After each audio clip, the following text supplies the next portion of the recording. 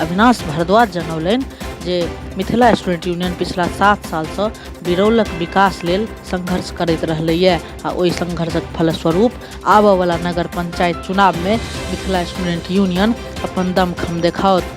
जिला अध्यक्ष वीरेंद्र कुमार कहलनि जे मिथिला स्टूडेंट यूनियन सदैव छात्र आ क्षेत्र के हित के लेल काज करैत एलैए आ तमाम ओ मूलभूत मुद्दा जै पर आम जनमानस के सुविधा है ओहि लेल लगातार संघर्ष करैत रहत।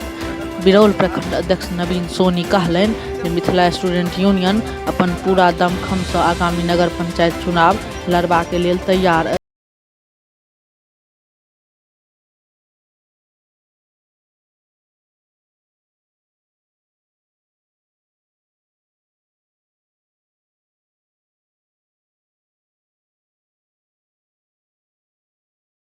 प्रखंड से आयल कार्यकर्ता उपस्थित